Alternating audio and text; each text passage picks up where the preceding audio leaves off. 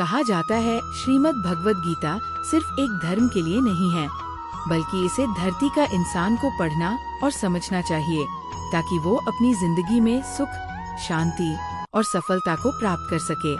भगवद गीता में कुल 18 अध्याय हैं और इन 18 अध्याय में कुल 700 श्लोक है, जो सभी के लिए पढ़ पाना थोड़ा मुश्किल है। इसलिए आज के बेहद ही खास वीडियो में हम भगवद गीता के 111 विचारों के बारे में बात करने वाले हैं, जिन्हें जानकर आप भगवद गीता का सही मतलब समझ पाएंगे। इसलिए इन विचारों को आप हर सुबह सुने। दोस्तों, अगर आप इस वीडियो का अधिक से अधिक लाभ पाना चाहते हैं तो कृपया कर इसे हेडफोन लगाकर शांति से सुने। तो चलिए जानते हैं श्रीमद् भगवद गीता के 111 पावरफुल विचारों को। श्री कृष्ण कहते हैं कि मनुष्य को परिणाम की चिंता किए बिना लोभ, लालच, बिना एवं निस्वार्थ और निष्पक्ष होकर अपने कर्तव्यों का पालन करना चाहिए। जिस तरह प्रकाश की ज्योति अंधेरे में चमकती है, ठीक उसी प्रकार सत्य भी चमकता है। इसलिए मनुष्य को हमेशा सत्य की राह पर चलना चाहिए। इस मनुष्य के अंदर ज्ञान की कमी और ईश्वर में श्रद्धा नहीं होती। वो मनुष्य जीवन में कभी भी आनंद और सफलता को प्राप्त नहीं कर पाता। जिस प्रकार मनुष्य अपने पुराने वस्त्रों को त्याग कर नए वस्त्र धारण करता है, ठीक उसी प्रकार आत्मा पुराने व्यर्थ के शरीर को त्याग कर नए भौतिक शरीर को धारण करती है। कौन क्या कर रहा है, कैसे कर रहा है और क्यों कर रहा है, इन सब से आप जितना दूर रहेंगे उतना ही आप खुश रहेंगे। समझदार व्यक्ति जब संबंध निभाना बंद कर देता है तो समझ लेना उसके आत्मसम्मान को कहीं ना कहीं ठेस अवश्य पहुंची है। मोह उसी का करो जिस पर आपका अधिकार है, जिस पर आपका अधिकार ही नहीं। उसका मोह भी नहीं करना चाहिए जो दूसरों की तकलीफों को समझते हैं, जिनमें दया है, दिल से अच्छे हैं, उन्हें दोबारा जन्म लेना नहीं पड़ता। प्रबुद्ध व्यक्ति के लिए गंदगी का ढेर, पत्थर और सोना सभी समान है। आपके कर्म आपकी पहचान है, वरना एक नाम के हजारों इंसान हैं। प्रेम सदैव माफी मांगना पसंद करता है और अहंकार सदैव माफी सुनना पसंद करता है।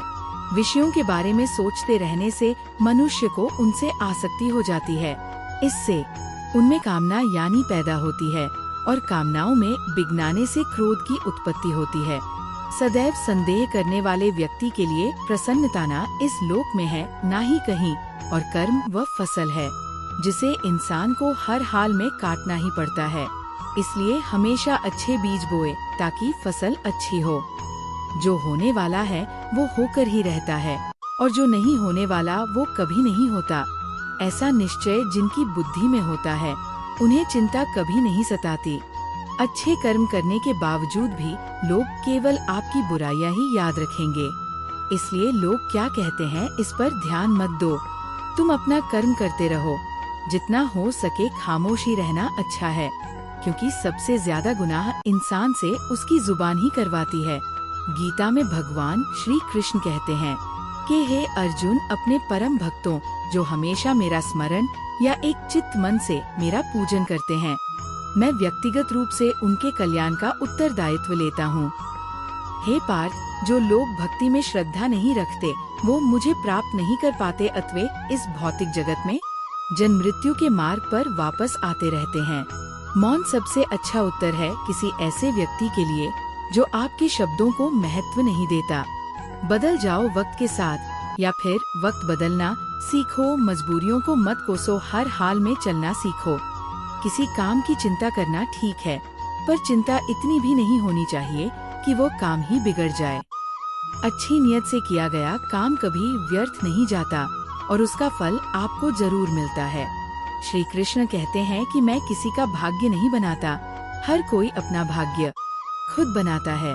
आप आज जो भी कर्म कर रहे हो उसका फल आपको कल प्राप्त होगा, और आज जो आपके पास है वह आपके द्वारा पहले ही किए गए कर्मों का फल है। मनुष्य नहीं, उसके कर्म अच्छे या बुरे होते हैं। जैसे मनुष्य के कर्म होते हैं उसे वैसे ही फल की प्राप्ति होती है।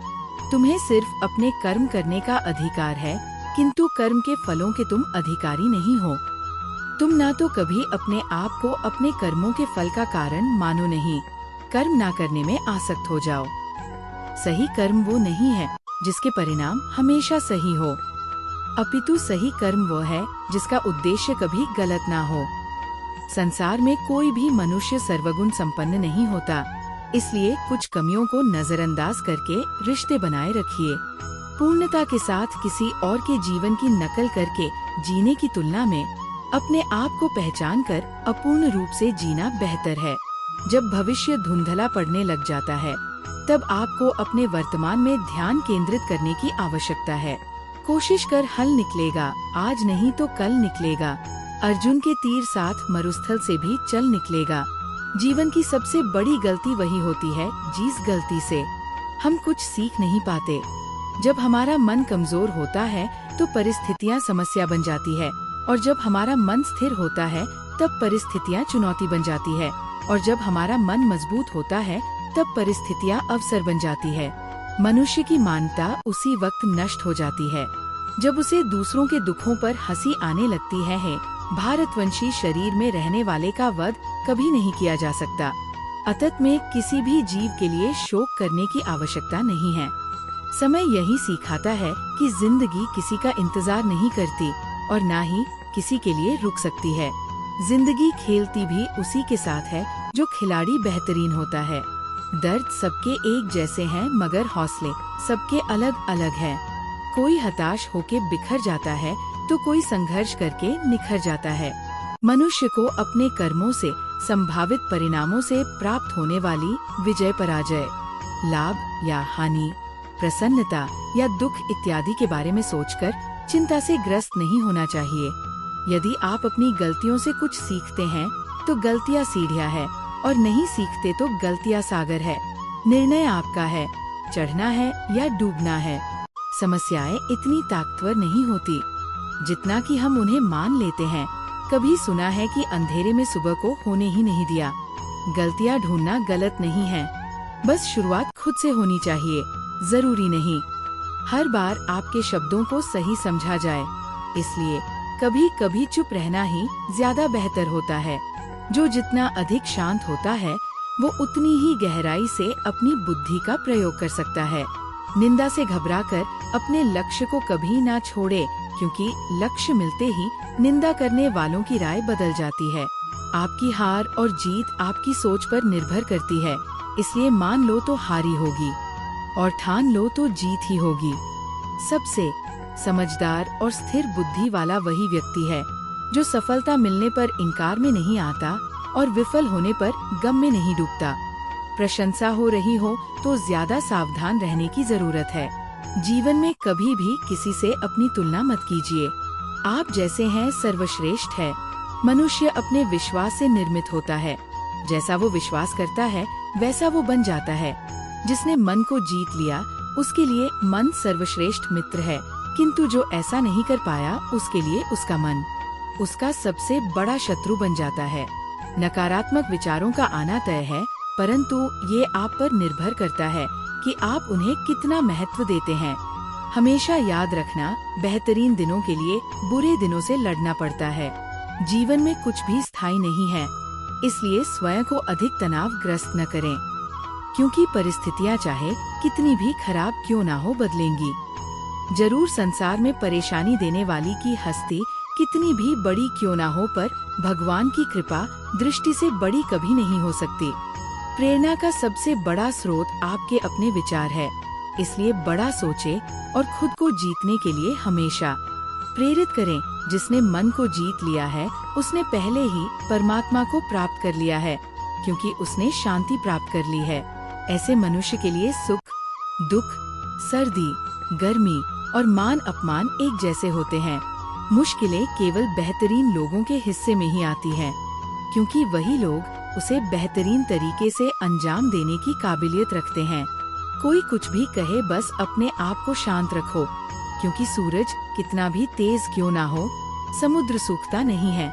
जहाँ आपकी कोई कीमत नहीं वहाँ पर रुकना अनुचित है, चाहे वो किसी का घर हो या किसी का मन। जब कोई हाथ और साथ दोनों ही छोड़ देता है, तब कुदरत कोई ना कोई उंगली पकड़ने वाला भेज देता है। उन्हीं का नाम कान्हा है। जो मन को नियंत्रित नहीं करते, उनके लिए वह शत्रु के समान कार्य करता है। हे अर्जुन, व्यक्ति जो चाहे बन सकता है यदि वह विश्वास के साथ इच्छित वस्तु पर लगातार चिंतन करें। सिर्फ दुनिया के सामने जीतने वाला ही विजेता नहीं होता, बल्कि किन रिश्तों के सामने कब और कहां पर हारना है ये जानने वाला भी विजेता होता है। जो लोग बुद्धि को छोड़कर भावनाओं में बह जाते हैं, उन्हें हर कोई मूर्ख बना सकता है। वक्त से पहले मिली चीज अपना मूल्य खो देती है और वक्त के बाद मिली चीज अपना महत्व मनुष्य को अपने कर्मों से संभावित परिणामों से प्राप्त होने वाली विजय या पराजय, लाभ या हानि, प्रसन्नता या दुख इत्यादि के बारे में सोचकर चिंता से ग्रस्त नहीं होना चाहिए। आत्मा पुरानी शरीर को वैसे ही छोड़ देती है जैसे मनुष्य पुराने कपड़ों को उतारकर नए कपड़े धारण कर लेता है। जैसे जल में तैरती नाव को तूफान उसे अपने लक्ष्य से दूर ले जाता है, ठीक वैसे ही इंद्रिय सुख मनुष्य को गलत रास्ते की ओर ले जाता है। आपका विश्वास एक पर्वत को भी खिसका सकता है, लेकिन आपके मन का संदेह दूसरा पर्वत खड़ा कर सकता है। हमारा खुद पर विश्वास होना बहुत ही जरूरी है, क्योंकि हम अपने रास्ते पर खुद चलते हैं। वक्त कभी भी एक जैसा नहीं रहता, उन्हें भी रोना पड़ता है।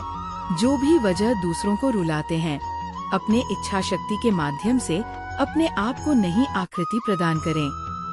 कभी भी स्वयं को अपनी आत्म इच्छा से अपमानित न करें।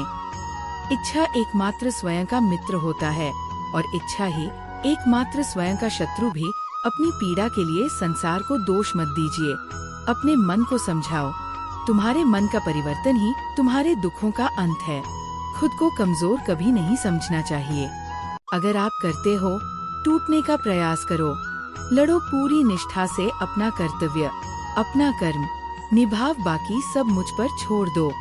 हो सकता है हर दिन अच्छा ना हो, लेकिन हर दिन में कुछ अच्छा जरूर होता है। धैर्य रखिए। कभी कभी आपको जीवन में सबसे अच्छा पाने के लिए सबसे बुरे दौर से गुजरना पड़ता है। रोना बंद करो, अपनी तकलीफों से खुद लड़ना सीखो, क्योंकि साथ देने वाले भी शमशान से आगे नहीं जाते। समय जब न्याय करता है तब गवाहों की आवश्यकता नहीं पड़ती है। एक उपहार तभी असली और पवित्र है जब वो हृदय से किसी सही व्यक्ति को सही समय और सही जगह पर दिया जाए, और जब उपहार देने वाले व्यक्ति के दिल में उस उपहार के बदले कुछ पाने को उम्मीद ना हो। सुंदरता आपके दृष्टिकोण में होती है। किसी को कीचड़ में खिला कमल भी लुभाता है और किसी को चांद में भी ताक नजर आता है। हे अर्जुन, जो कोई भी जीव किसी भी देवता की पूजा पूरे विश्वास के साथ करने की इच्छा रखता है, तब मैं उसका विश्वास उसी देवता में दृढ़ कर देता हूँ। उदय किसी का भी अचानक नहीं होता।